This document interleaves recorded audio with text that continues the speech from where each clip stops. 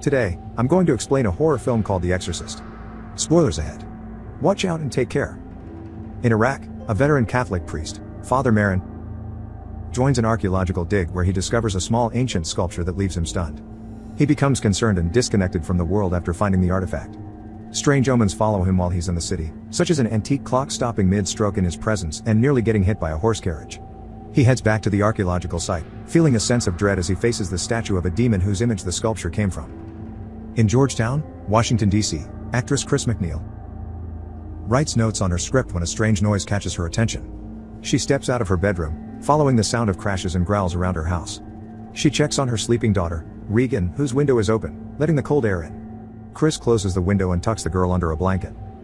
The next morning, Chris asks her housekeepers Willie and Carl to set up traps in the attic, believing there are rats. Later that day, the movie set for Chris's movie, Crash Course, buzzed with people. Chris complains about the script to the director, Burke Dennings, who calms her concerns. In this film, Chris portrays a teacher who's angered about their school being torn down. After filming, Chris walks home, enjoying the scenery and sounds of the neighborhood. She passes by a church where two priests talk about feeling lost. Chris arrives home, learning that she's invited to a dinner party at the White House from her assistant, Sharon. Regan happily greets her mother and tells her about riding a gray horse that she borrowed from a man by the river. After Regan steals something from Chris, the mother and daughter run around the house, laughing. Meanwhile, one of the priests, Father Damien Karras, is bothered when a beggar asks for a donation in the subway. He visits his elderly mother, who is delighted to see him. Despite her frail condition and Damien's concern, his mother refuses to leave her apartment for a nursing home. He leaves her with money on the table and a kiss on her forehead. At the McNeil home, Regan presents her handmade chicken sculpture to her mother. Chris finds a Ouija board in the basement, which Regan claims she's played with before. As Chris is about to touch the board, the planchette moves away. She thinks Regan moved it, but the girl claims that Captain Howdy answers the questions on the Ouija board. Regan asks Captain Howdy if he thinks Chris is pretty, but there's no answer. Later that evening, Chris takes away a tabloid magazine from Regan, with a photo of them on the cover. Chris suggests sightseeing in Washington for Regan's upcoming birthday. Regan teases Chris of marrying Burke, but she insists that they're just friends. At a bar, Damien drinks with Father Tom, the president of Georgetown University. Damien is tired of the job and wants to spend more time with his mother, hoping to be reassigned to do so. However, being both a priest and a psychiatrist, Damien is considered the best fit for his job, leading Tom to deny his request. However, Damien questions his faith and believes that he's unfit for his job. On Regan's birthday, Chris is furious that her ex-husband refuses to answer her calls to talk to their daughter. Regan listens to her argue with the operator on the phone, disappointed with how her birthday has turned out. That evening, Chris wakes up to a phone call, asking her to come to work. She finds Regan in her bed, who claims that her bed was shaking, preventing her from sleeping. Chris leaves the room and hears the noises from the attic again. With a light broken, she lights a candlestick and checks upstairs to find the source of the noise. Stumbling in the darkness, Chris checks every corner until she finds a closed mousetrap with no rodent in sight. Suddenly, the flame in her candlelight roars before snuffing out. Carl appears at the attic door, assuring her that there are no rats there. One morning, a priest brings flowers to the university church's altar. He gasps, seeing the statue of Mary crudely vandalized. On another day, Regan goes through various medical examinations when she sees an ominous face in her mind. She then becomes aggressive towards the doctors and starts humming in a trance while waiting. The doctor tells Chris that Regan is experiencing a nerve disorder, which he deems normal for her age. He suggests that Regan is depressed over her estranged father, making Chris worry. The doctor notes that Regan swore during his examination, but Chris hasn't heard Regan use such words before. He recommends giving Regan stimulants to battle the depression. Meanwhile, Damien's mother has been rushed to the psychiatric facility by her brother. While they wait, his uncle comments how Damien could have been rich if he chose to be a psychiatrist instead of a priest. On his way to his mother's bed, the other patients cling to Damien, seeing that he's a priest. When she sees him, his mother starts crying, thinking that he forced her there. Damien calms her by promising to take her home, but she doesn't listen. Given their lack of money, Damien is unable to remove his mother from the facility. One night at the McNeil residence, Chris hosts a dinner party, filling her home with people in evening attire. Here she learns about Father Damien, who also acts as the psychiatric counselor for the university. According to his colleague, Father Joseph, Damien's mother passed away days ago. A fight breaks in the kitchen between Burke and Carl after the director makes racial comments. Chris carries the drunk Burke out of the door as the party continues. The guests gather around the piano when Regan joins them, telling a man that he's going to die before urinating on the carpet. Chris pulls her away and bathes her, heavily worried about her child. After tucking her to bed, Chris heads down but hears Regan screaming from the bedroom. Chris rushes to her bedroom and finds the bed shaking violently on its own. One evening, Joseph brings Damien alcohol, listening to his guilt over his mother's death. While Damien sleeps, he sees visions of Marin's experiences in Iraq, then of his mother calling to him. A glimpse of a demonic face fills his vision as he runs to his mother, who's heading down the subway, out of his reach. Over the next few days, Chris consults with multiple physicians who assume that Regan suffers from a neurological disorder that may have led to convulsions, hallucinations, and personality changes. But her brain scans present no lesions, leading them to a dead end. The doctors rush to their house, where Regan convulses violently in her bed, tossing and screaming for help. Her eyes turn white, and a monstrous growl escapes her throat. When one of the doctors approaches, she slaps him across the face. With a demonic voice, Regan screams obscenities and hits herself. The doctors pin her down and inject her with a sedative. All the while, Chris screams in agony over her daughter's condition. Once Regan is heavily sedated, the doctors share their theories on her condition. Abnormal strengths are known to happen during a patient's pathological state, which may have been how Regan tossed on the bed abnormally. But Chris is hysterical, not convinced with their claims. The doctors insist on doing another neurological exam to find where Regan's lesions are, but nothing appears in the results. Out of options, they finally decide to turn to a psychiatrist. When Chris returns home from the hospital, the lights in her house flicker. The demonic face appears behind her for a second, but she doesn't notice. She finds the window in Regan's bedroom open, causing the room to be cold. Chris covers her daughter with blankets before leaving to find Sharon. Downstairs, Sharon claims that Burke visited and was supposed to look after Regan while Sharon bought medicine. But Burke is nowhere in the house. The doorbell rings, and their coworker, Chuck, informs them that Burke is dead after accidentally falling off the steps outside the university behind their house. Hearing this, Chris is distraught. She turns and watches Regan climbing down the stairs on all fours, blood dripping from her mouth. Days later, a psychiatrist puts Regan under hypnosis. Here, Regan admits that there is someone inside her, and she's afraid of it. The psychiatrist talks directly to the being inside Regan, asking it to come forward. A photo of Regan falls from the fireplace as she starts growling. When asked who it is, her face twists in anger.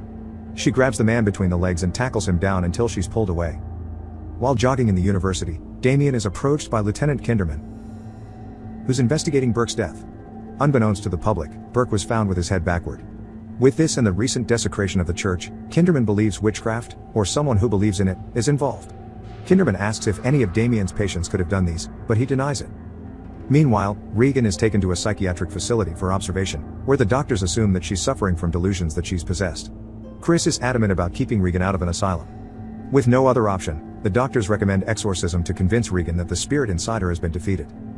At the university, Kinderman investigates the steps where Burke died. He finds a peculiar sculpture hidden under the grass at the bottom of the steps. Climbing up, he spots Regan's window nearby. After taking Regan back home, Chris finds a crucifix under Regan's pillow. Chris asks Carl, Willis, and Sharon about the crucifix, but they deny putting it on Regan's pillow. They're interrupted by Kinderman, who questions Chris about Burke's death. Given that Regan was sedated that night, she couldn't have seen anything. Kinderman remains suspicious, wondering why Burke would leave Regan alone that night, only to fall at the university behind their house. He wonders if Burke was pushed out of Regan's window by someone who arrived that evening. While Chris pours more coffee for him, Kinderman finds Regan's clay sculptures on the kitchen window. The sculptures resemble the one he found at the university. After Kinderman leaves, Chris crumbles down, wondering if Regan was involved in Burke's death.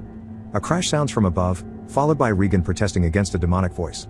Chris opens Regan's bedroom door and finds items flying everywhere. Regan is on the bed, screaming in a demonic voice as she stabs herself with the crucifix. Chris tries to pry it off her hands but is overpowered and thrown against the wall. Sharon and the others rush to help, but the door shuts on its own. Chris evades the large cabinet that hurls towards her. The mother cries in agony, watching Regan's head turn backward. Driven to the edge, Chris finally meets with Damien and asks him to do an exorcism on her daughter. Damien no longer believes in exorcism, having learned psychiatry and the other reason why people are driven insane.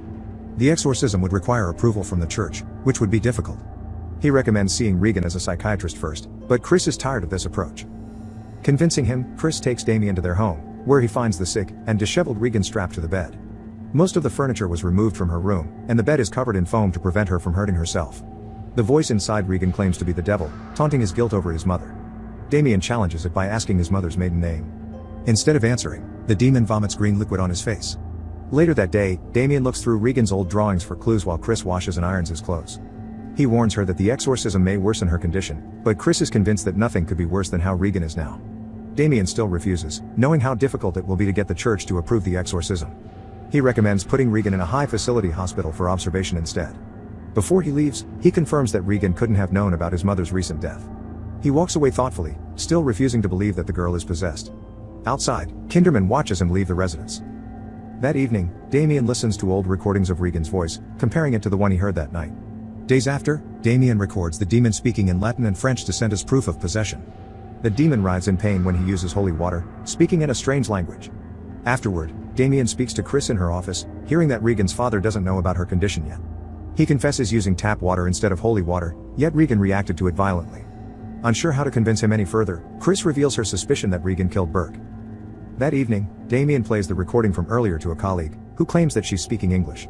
Upon playing the recording in reverse, they listen to Regan talking in multiple voices as if arguing.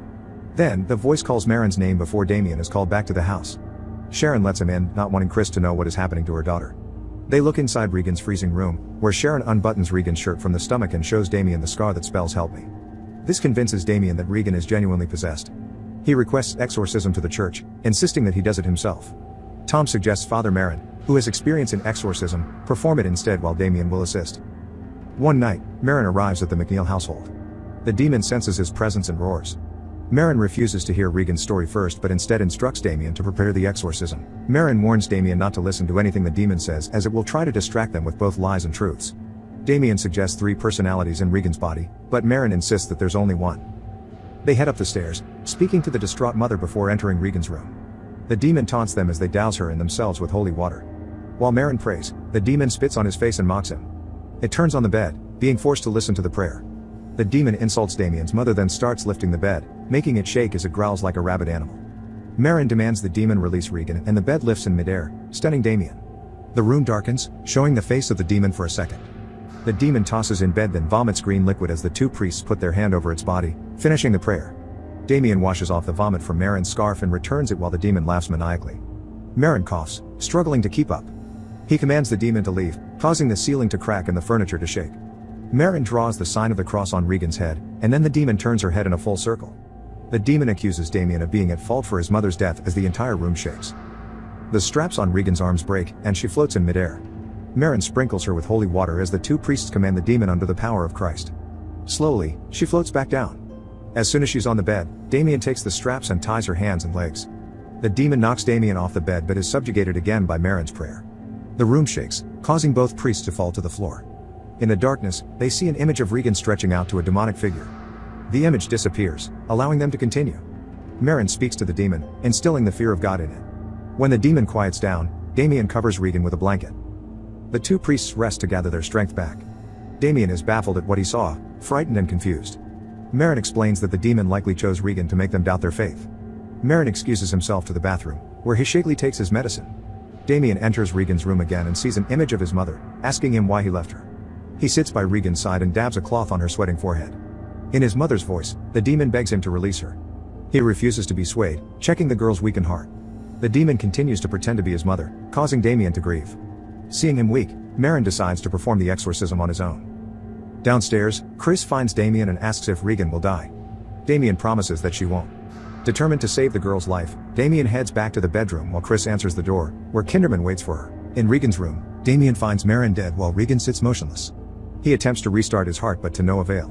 Damien is enraged, hearing the demon giggle at Marin's expense. He tackles the demon down and commands it to take him instead. The demon pulls off the medallion from Damien's neck. With the medallion off, Regan's demonic roars turn to the girl's cries. Damien's eyes turn green, signifying his possession. The demon reaches down to Regan, but Damien fights for control, sending himself out the window and falling into the steps where Burke died. Chris and Kinderman storm into the bedroom, finding the terrified girl crying. Kinderman checks outside the window, seeing students gather around Damien's body. Chris, still in disbelief over the events, realizes that her daughter is back and desperately hugs her. Outside, Joseph finds Damien struggling for life. Mourning for his friend, Joseph says his last rites as Damien passes away. A few days later, Chris packs up the house to leave the city. After everything they went through, Sharon decides to stay behind and quit being Chris's assistant. She gives Chris the medallion that she found in Regan's old room. Outside, Joseph approaches Chris, who tells her that Regan doesn't remember anything from her possession. Regan comes out of the house, bearing bruises on her face but otherwise back to her normal self. Joseph's clerical collar triggers a distant memory in Regan, leading her to kiss the priest on the cheek before leaving. The car drives away with the family, but Chris stops the car to hand Damien's medallion to Joseph. Instead, he insists that they keep it. Seeing the family drive off, Joseph passes by the steps where Damien fell before walking back to find Kinderman at the gate. Kinderman asks about Regan, glad to hear that she's doing well. The 2 men walk together, leaving the old McNeil house behind.